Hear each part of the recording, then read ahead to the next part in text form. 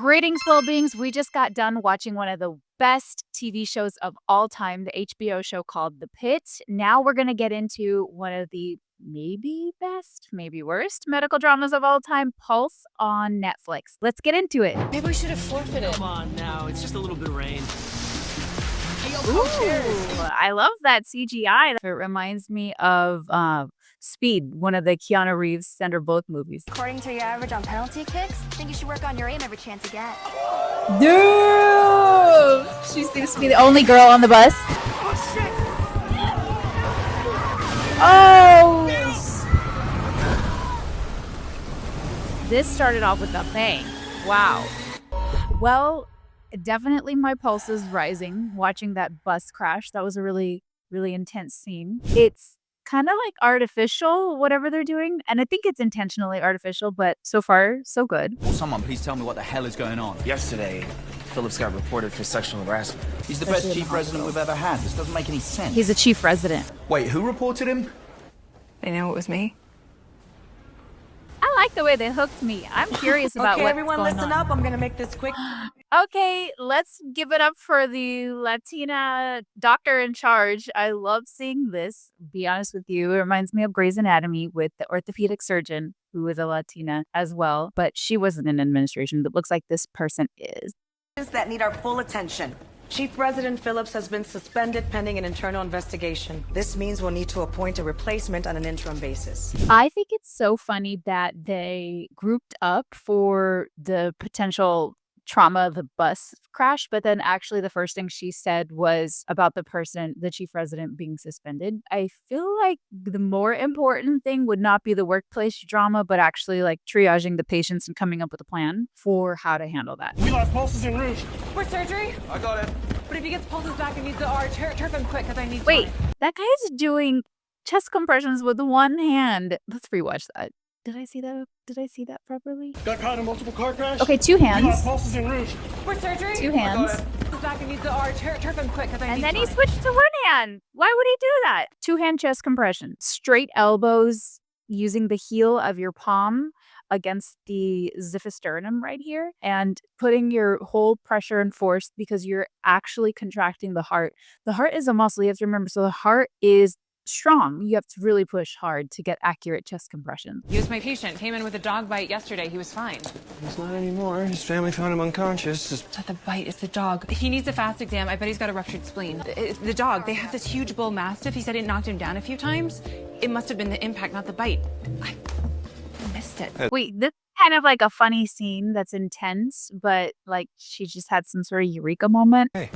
Take a breath. Take a breath. You just got here 5 minutes ago and you want to tell me what to do with my patient? You take a breath, dude. This is interesting because they're really, really mixing in the intensity of the drama of the interpersonal relationships in the hospital. And then they're adding like these eureka moments for the dog and the patient and the ruptured spleen. And it's a bit confusing what to focus on. It is very intense though, so I like that. Let's get him as 75 fentanyl for the pain and call ortho and vascular. Copy.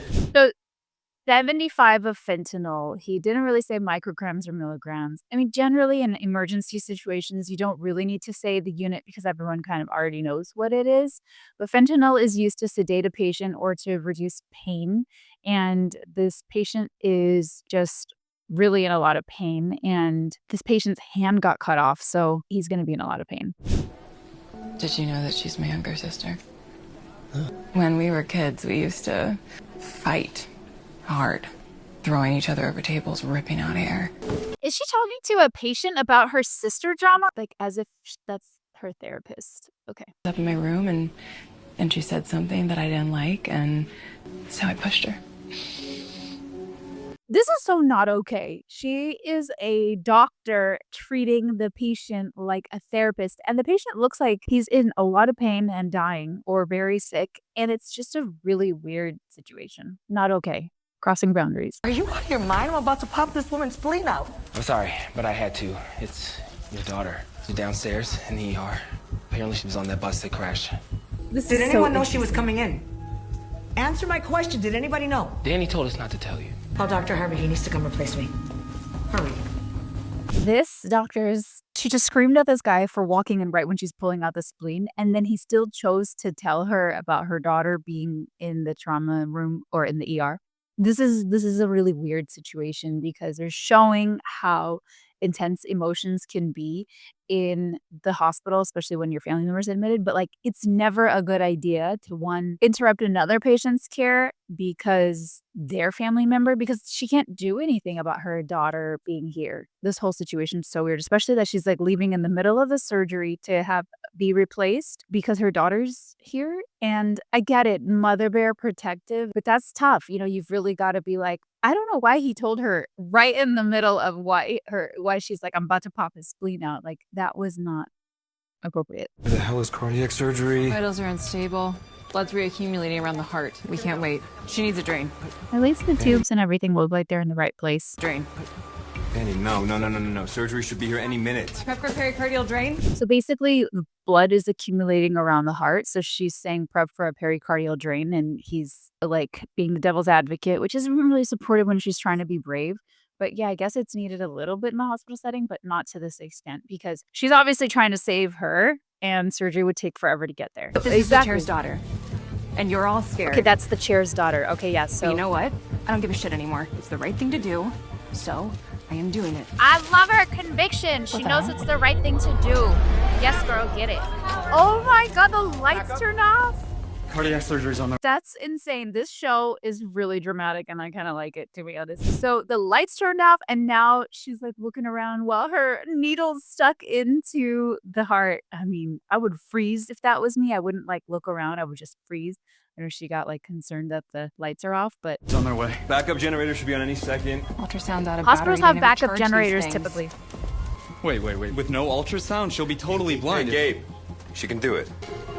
Let's see blood. Let's see. Okay, we Just saw impulse blood. child. I honestly don't know if those connecting coming tubes up. and all of that was Vitals are normal, improving. but great. She placed a pericardial drain. So what's happening is that when there's fluid around the heart or blood or anything, it pushes against the heart so it can't contract properly. So it's called tamponade. Tamponade is pressure against the heart, and so they need a pericardial drain or surgery, cardiothoracic surgery. This is the person who just lied to a patient to get him to go to surgery? Uh-huh. I heard what you said to that coach. You didn't push Harper down the stairs, your dad did. I saved his life. Yeah. And you still lied. What? Okay, this whole medical drama is fascinating because I guess this guy is telling her that she lied. If she did lie, is it okay to lie to a patient? I'm not even sure why you would even be put in that situation. Why was she so vulnerable with him to share things that she would have to lie or tell the truth on? And the whole concept of truth and lies is really subjective in terms of someone's experience. Like there's cold hard facts, which are science-based evidence, which are numbers and data. And then there's someone's opinion about it, which you could say it's a lie or not lie, but she did what she had to do. She said what she had to say for the coach to go to surgery. I guess he was refusing it before. So what she did was miraculous. She shared a story from personal experience and she got him to go to surgery. I don't think it's okay to lie to a patient. I just don't know if she lied. So we'll see what the next episode shows. But that's it for today's episode of The Pulse. Leave your comments below and let me know what you want me to react to next. I'm making content just for you and I appreciate all your feedback. Leave your comments, like and subscribe, share this with your friends, and let me know what else you want me to react to. Own your health, own your future.